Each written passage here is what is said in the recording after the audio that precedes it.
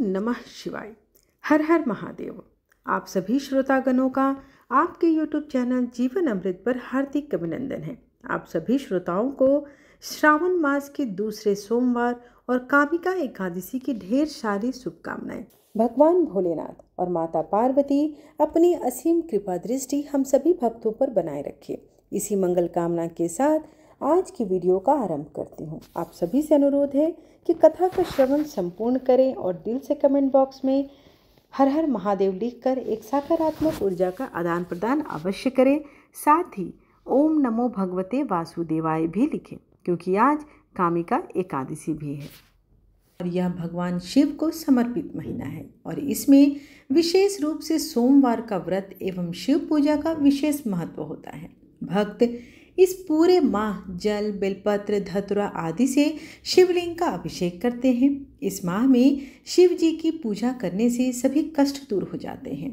कुंवारी कन्याएं अच्छे वर की प्राप्ति हेतु भी सोमवार का व्रत रखती हैं। यह पवित्र माह आत्मशुद्धि, तप, संयम और साधना का प्रतीक माना जाता है। शिव महापुराण, स्कंद पुराण और पद्म पुराण में भी श्रावण माह के पूजन का विशेष वर्णन मिलता है। सावन का महीना भगवान शिव को अत्यंत प्रिय होता है। यह महीना श्रद्धा, भक्ति और उपवास का संगम है। सावन के प्रत्येक सोमवार को शिव भक्त व्रत रखकर भगवान शिव की पूजा करते हैं। इस व्रत को सावन सोमवार व्रत के नाम से भी जाना जाता है, जो विशेष रूप से कुंवारी कन्याओं, विवाहित महिलाओं और भक्तों द्वारा मनोकामना पूर्ति हेतु किया जाता है। सावन सोमवार व्रत भगवान शिव और माता पार्वती की कृपा प्राप्त करने का सबसे श्रेष्ठ उपाय बताया गया है। इसे करने से विवाह में आने वाली बाधाएं भी दूर होती हैं और जो भी व्रत करते हैं उन्हें अखंड सौभाग्य और सुख समृद्धि भी प्राप्त होती है। सावन सोमवार न केवल एक धार्मिक अनुष्ठान है, बल्कि यह ईश्वर के प्रति समर्पण और आत्मिक शुद्धता का भी पर्व है। जो भी श्रद्धापूर्वक इस व्रत को करता है उसे भगवान शिव का आशीर्वाद अवश्य ही प्राप्त होता है और जीवन में सुख और समृद्धि, शांति हमेशा बनी रहती है। तो आइए भोलेनाथ से हम सभी प्रार्थना करते हैं कि हमारे जीवन में जो भी कष्ट है उनका निवारण भगवान भोलेनाथ अवश्य करें। सोमवार का व्रत रखने व इस दिन से जुड़ी कथा का पाठ करने से साधक के घोर से घोर संकट भी कट जाते हैं। तो आइए आज इस कथा का हम सभी रसपान करते हैं। बहुत समय पहले की बात है। किसी नगर में एक साहूकार रहता था। उसका घर धन धान्य व सभी सुख सुविधाओं से भरा हुआ था। बस कमी थी तो एक संतान की। संतान पाने के लिए साहूकार हर सोमवार को उपवास रखता था और शिव मंदिर जाकर पूरी आस्था से शिव पार्वती की पूजा अर्चना किया करता था। उसकी अटूट भक्ति से माँ पार्वती प्रसन्न हुई और भगवान शिव से निवेदन करने लगी, हे स्वामी, आप तो अपने भक्त की पुकार शीघ्र सुन लेते हैं। कृपया साहूकार पर भी दया करें और उसकी मनोकामना पूर्ण करें। माता पार्वती की विनती सुनकर भगवान शिव कहने लगे, हे देवी, हर प्राणी को अपने अच्छे बुरे दोनों कर्मों का फल भोगना ही पड़ता है। यही इस संसार की रीत है। ये सुनकर पार्वती जी साहूकार की मनोकामना पूर्ण करने के लिए शिव जी से हट करने लगी। बहुत समझाने पर भी जब माता पार्वती नहीं मानी तो शंकर भगवान ने साहूकार को संतान प्राप्ति का वरदान दिया, किंतु उन्होंने कहा कि ये बालक अल्पायु होगा और मात्र 12 वर्ष तक ही जीवित रह सकेगा। उधर साहूकार भगवान शिव और माता पार्वती की बातें सुन चुका था, इसलिए उसे संतान प्राप्ति का वरदान पाने के बाद भी कोई प्रसन्नता न हुई, किंतु वह अब भी पहले की ही तरह पूरी श्रद्धा से भगवान भोलेनाथ की आराधना करता रहा। वरदान पाने की कुछ ही समय बाद साहूकार की पत्नी गर्भवती हुई और 9 महीने बाद एक सुंदर बालक को जन्म दिया। जब बालक 11 वर्ष का हुआ तो साहूकार ने उसके मामा को बुलवाकर कहा कि इसे काशी पढ़ने के लिए ले जाओ। तुम लोग रास्ते में यज्ञ व दान पुण्य करते हुए जाना। ये कहकर साहूकार ने उन्हें खूब धन देकर विदा कर दिया। इधर काशी प्रस्थान करने बाद मामा भांजे एक गांव से गुजर रहे थे। वहां एक राजकुमारी का विवाह हो रहा था, परंतु राजकुमार एक आंख से काना था।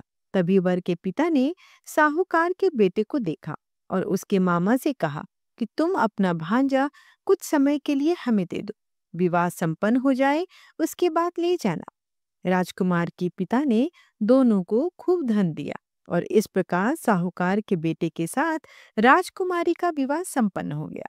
साहूकार का पुत्र बड़े ही ईमानदार स्वभाव का था, इसलिए उसे जैसे ही अवसर मिला उसने राजकुमारी की चुन्नी पर लिखा कि तुम्हारा विवाह तो मेरे साथ हुआ है, किंतु जिस राजकुमार के साथ तुम्हें भेजा जाएगा वो एक आंख से काना है। जब राजकुमार ने साहूकार की लिखी हुई बातें पढ़ी तो बोली, स्वामी, मैंने अग्नि को साक्षी मानकर आपके साथ फेरे लिए हैं। अब मैं आपके सिवा किसी और को अपना पति स्वीकार कतई नहीं करूंगी। पत्नी की बात सुनकर साहूकार के बेटे ने कहा, ऐसा मत कहो, मैं अल्पायु हूँ।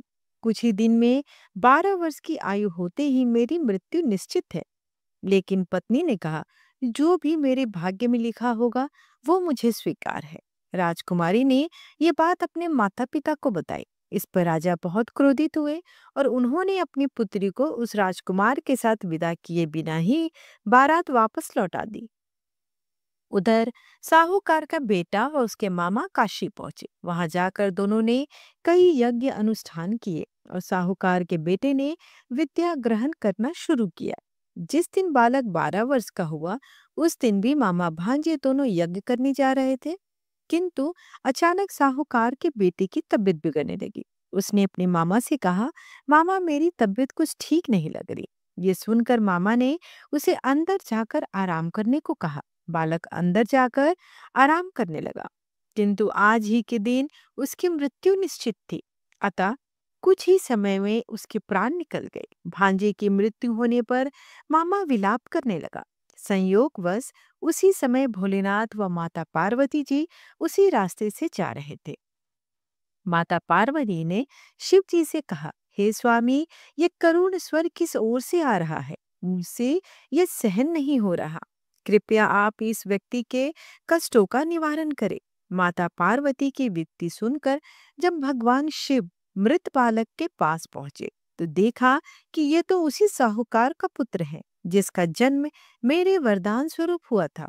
और जब इसका जीवन पूरा हो चुका है तो माता पार्वती दुखी होकर कहने लगी, हे प्रभु, इस बालक को मृत देखकर इसके माता पिता वियोग में अपने प्राण त्याग देंगे, इसलिए कृपया आप मेरी विनती सुने और इस बालक को जीवन दान दें।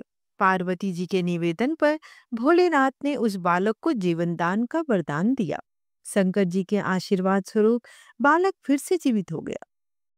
उसने अपनी शिक्षा पूरी की और अपने मामा के साथ नगर लौट पड़ा। दोनों चलते चलते उस नगर में पहुंचे जहां राजकुमारी के साथ बालक का विवाह हुआ था। वहां पहुंचकर उन्होंने एक यज्ञ का आयोजन किया जिसमें उस नगर के राजा यानी राजकुमारी के पिता भी शामिल हुए। उन्होंने साहूकार के बेटे को देखते ही पहचान लिया और महल में ले जाकर उसका खूब आदर सत्कार किया। इसके बाद राजा ने अपने पुत्री को बालक के साथ विदा कर दिया। इधर साहूकार के पति पत्नी कई दिनों से भूखे प्यासे रहकर बेटे के वापस आने की राह देख रहे थे। उन्होंने निश्चय किया कि यदि उनके बेटे की मृत्यु हो जाएगी तो भी वो प्राण त्याग देंगे। लेकिन उसी रात भगवान भोलेनाथ ने साहूकार के सपने में आए और कहा, हे साहूकार, मैंने तेरे सोमवार के व्रत करने और व्रत कथा सुनने से प्रसन्न होकर तेरे पुत्र को पुनः जीवन दान दे दिया है। बेटे के जीवित होने का समाचार पाकर दंपति बहुत खुश हुए और भगवान शिव पार्वती को बारंबार प्रणाम करने लगे। आप कथा करने के बाद चाहें तो भगवान शिव के मंत्रों का जाप कर सकते हैं। शिव पंचाक्षरी मंत्र जो ओम नमः शिवाय, इस मंत्र का जाप कर सकते हैं। साथ ही इस दिन आप महामृत्युंजय मंत्र जो कुछ इस प्रकार है, ओम त्र्यंबकम यजामहे सुगंधिम पुष्टि वर्धनम उर्वा रुक्मे वंदनात् मृत्योर्मुक्षी मां अमृतात्, इस मंत्र का आप जप करें, आपको लाभ अवश्य होगा। साथ ही जिनको चंद्रमा शांति हेतु मंत्र का जाप करना है, वो ओम श्राम श्रीम श्रोम स चंद्रमसे नमः इस मंत्र का जाप करें। इससे चंद्रमा की शांति होती है।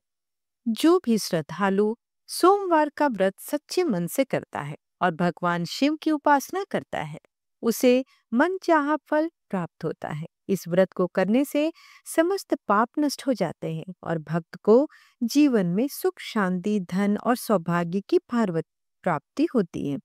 आइए प्रेम से बोले हर हर महादेव, ओम नमः शिवाय। आइए अब भगवान भोलेनाथ की आरती करते हैं।